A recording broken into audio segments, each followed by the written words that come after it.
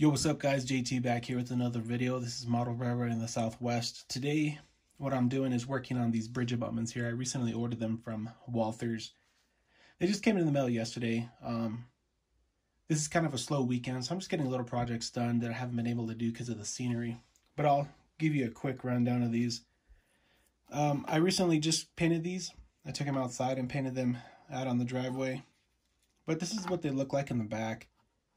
This was the original color. They looked okay. I just really didn't care too much for the color, just because it looked kind of like plastic. It looked kind of transparent just a bit. So I hit them with a little bit of chalk paint from Rust-Oleum. They look really good. So what I'm doing now is I'm getting ready to weather these a little bit, add a little bit of rust in areas from the rails and stuff.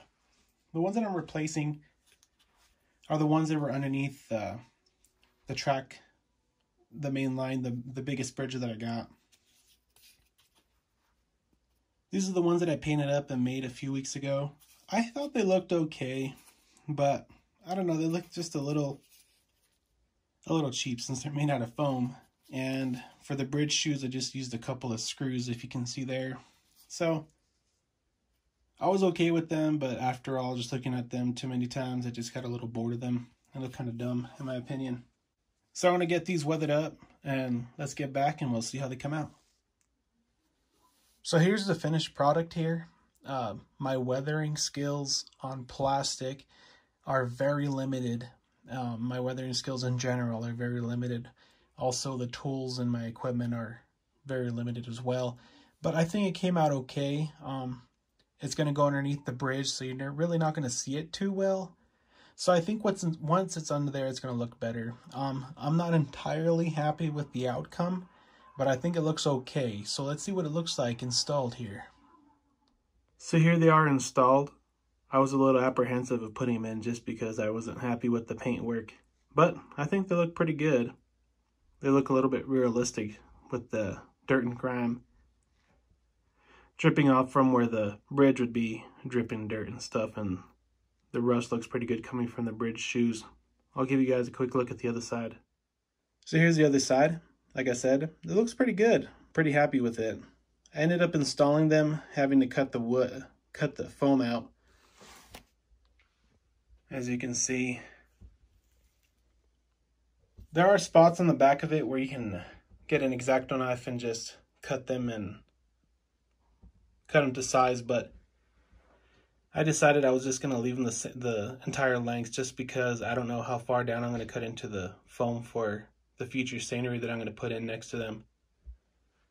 So also, I put in these new Incline Risers right here. They're 4% from Woodland Scenics.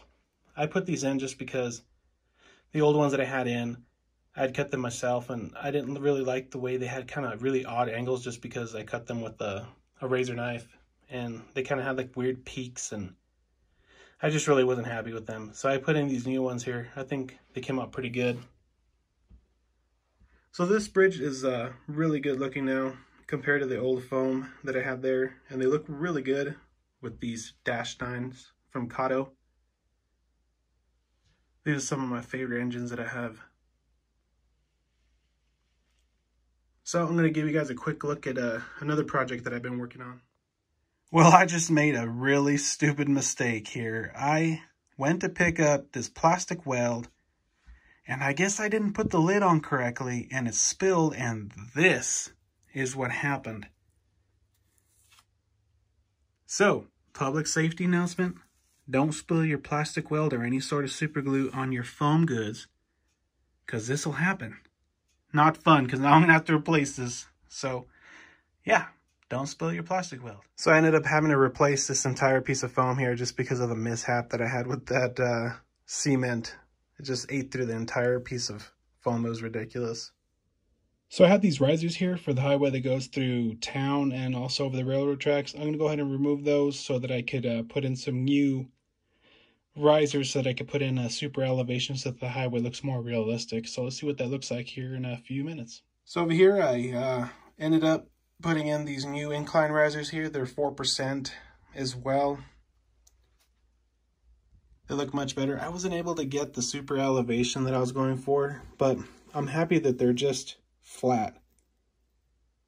The older ones, I cut them out myself, and there was just a bunch of bumps, and I didn't think it was going to look good once I put some asphalt down, or the smooth it, whatever it is. So that's what it looks like on the side there. I fixed it up with some extruded foam, cut to size so that it'd be the height of the risers for the tracks there. So I'm going to cover it up with some plaster cloth when I'm ready to put some smooth it down to create the roads. So that's pretty much it. So that's pretty much it for the video, guys. Next video, what I'm going to do is install some details and little things on the already finished scenery. And then I'm going to finish off that butte over there. I really haven't done much to it, so it's still kind of bare. So if you have any questions or comments, put them in a comment below the video. So that's pretty much it, guys. Talk to y'all later and take care.